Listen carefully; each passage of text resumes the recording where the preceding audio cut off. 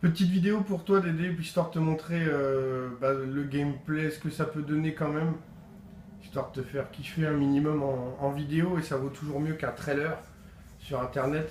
Donc je voulais te montrer les trois catégories phares, GT3, Formule 1 et LMP1. Donc je vais juste vraiment très très rapide, je vais faire genre deux tours à Catalunya. Donc on va commencer par le GT3. Je vais prendre la Porsche, je peux pas m'en passer. Et je vais te montrer les deux vues cockpit et casque qui sont juste exceptionnelles. C'est difficile de jouer dans une autre vue. Normalement la qualité de vidéo devrait être très correcte.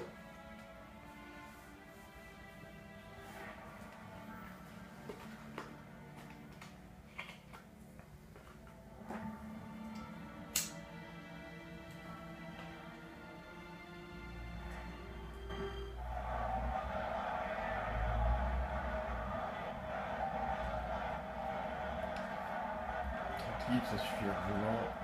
C'est parti. Donc là je suis avec la Porsche, vue casque. Toutes les vues là je les ai reculées au max mais je m'en sers pas.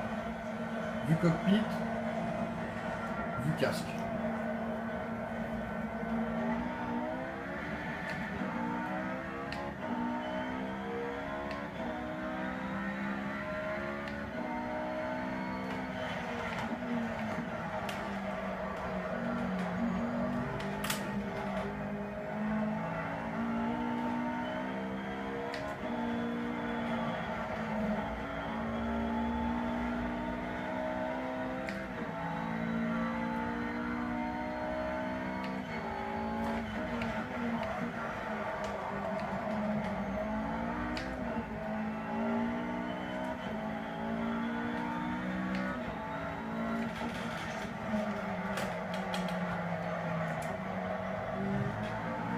Non, c'est pas exceptionnel ce que je fais, on se moque pas.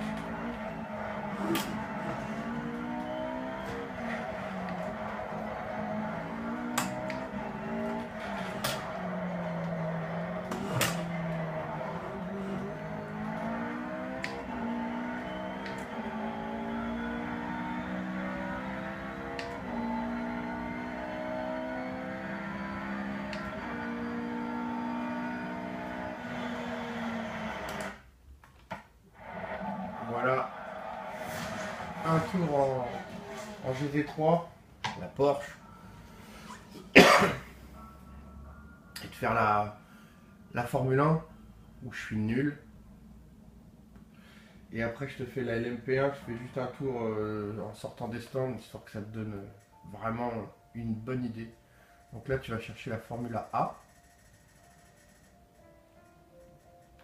sous-entendu la Formule 1 de 2012.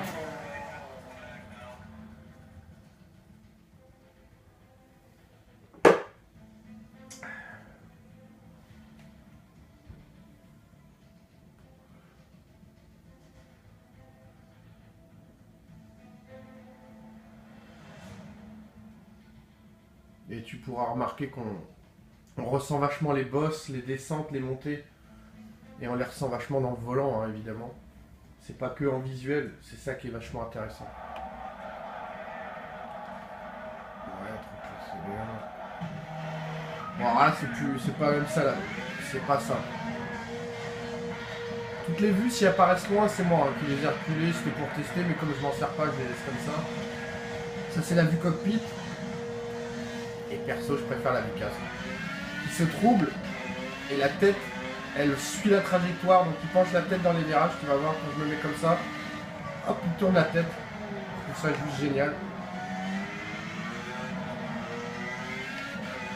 Par contre, tous mes numéros du volant se troublent, comme en vrai. Donc là, j'ai le DRS en bas à droite, on peut l'activer, le désactiver. Plus le KERS.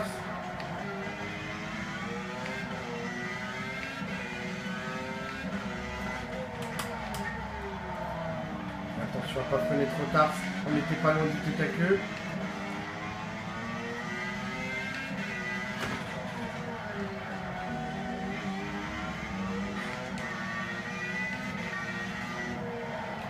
Et voilà, il fallait fermer le DRS.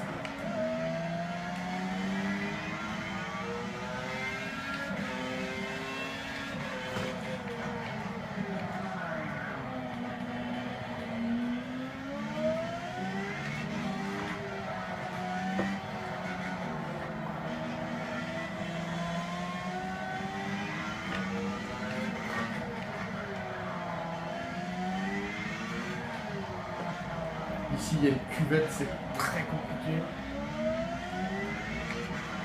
DRS ouvert, ça passe. On envoie le KERS. Alors pour fun, je vais continuer un tour, mais ça va pas être brillant.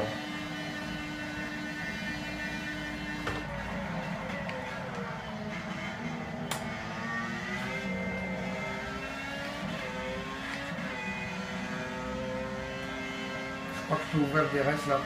Oui, ça passe.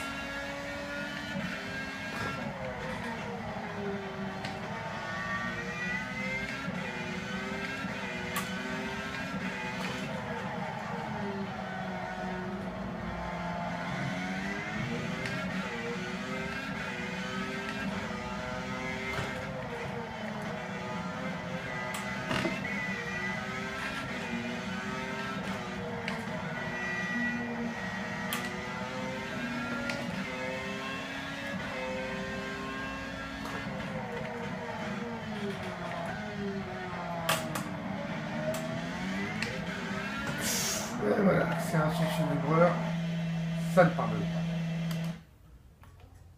pas. Et je vais te montrer vite fait les LMP1.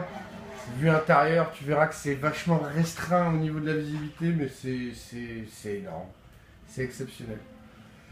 Et ça fera une vidéo de 10 minutes, ça sera largement suffisant.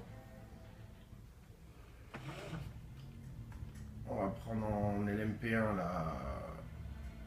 la P30 qui est très sympa, RWD. Donc c'est une fausse, mais elle est très bien retranscrite comme une vraie LMP1. Pour le coup, c'est un peu le défaut au niveau des LMP1, il n'y a pas grand chose. Il n'y a que la vraie Audi R18 TDI, la Marek qui est une invention et la RWD qui est aussi une invention. Il n'y a que 3 LMP1. Quand tu as l'édition limitée, tu as le droit à la Sauber Mercedes C9, mais elle n'est même pas considérée comme une LMP1 tellement elle est ancienne. En point de vitesse, elle n'a rien à leur envier, par contre elle ne tient pas du tout dans les virages par rapport aux autres. Enfin elle tient, mais c'est pas le même grip. Bref. Toujours à 38, c'est parfait. Voilà la vue casque.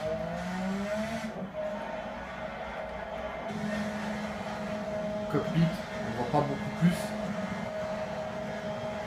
Du casque.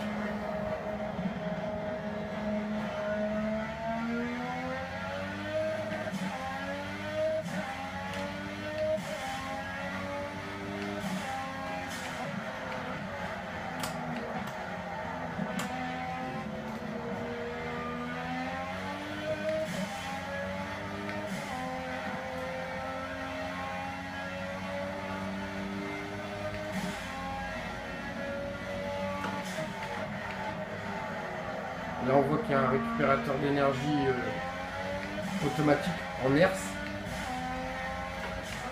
Chaque fois que je freine.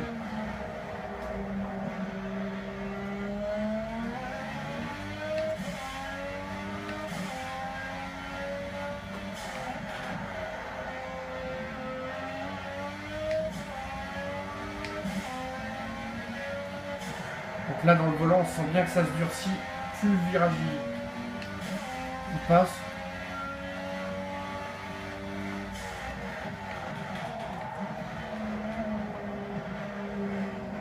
vais te mettre la vue cockpit. Voilà. Tu vas voir que sur mon volant, j'ai des températures. Je peux changer les informations sur mon volant. Voilà, là je les change. Je cherche la température, voilà. Il y a la température de l'huile et de l'eau. Et là, de l'huile, elle est à 81. De l'eau, 80. Dès qu'on passe les 100 degrés, on perd un peu de puissance. Et à 130, on casse le moteur. Donc, il faut toujours surveiller. Voilà, plus j'accélère, ça monte. 82, 83 pour l'eau, 87 pour l'huile. Donc, en général, à 90, on est plutôt normal. Mais ça monte très vite. Surtout quand on pousse les rapports. Alors moi, étant en vue casque, je vois pas souvent ces infos-là, donc il faut régulièrement, si on fait des courses longues, que je revienne en vue cockpit pour être attentif là-dessus. Parce que j'ai trop cassé le moteur pour ça d'ailleurs.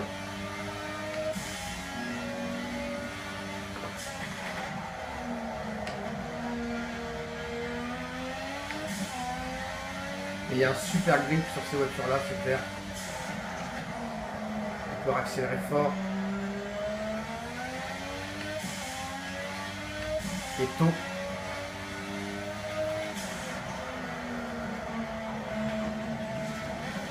Mais ces voitures-là n'aiment pas non plus les vibreurs. Je suis déjà monté à 96. J'ai à peine fait un tour et demi.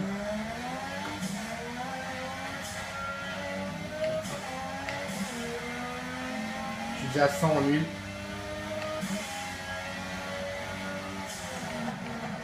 Ça, moi, il va vraiment falloir que j'apprenne à gérer ça parce que je la fais trop chauffer la voiture. Et dès qu'on lève le pied, la température baisse. Voilà. Ça descend. Alors, ça veut dire que dans les courses longues, on n'aura pas le choix de lever le pied par moment pour vraiment économiser ce moteur. Alors, on peut le faire plus dans les lignes droites, condamner 20 km/h, on va dire. Voilà, je vais envoyer.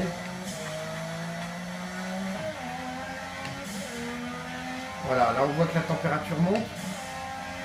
Ça monte, ça monte. Et arrivé en 6ème, hop, je vais lever le pied, voilà, je vais le maintenir à 250. Et là on voit que la température descend. Ça m'empêche pas de garder une vitesse.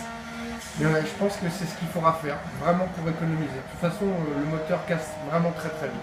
À cette allure-là, si je suis à fond, en 5 tours, j'ai pété mon moteur. Et on n'est que à Catalunya, quoi. C'est pas un circuit d'endurance.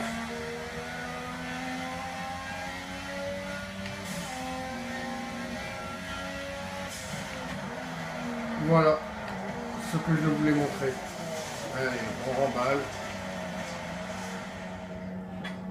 Et à très très bientôt Dédé sur ce putain de jeu.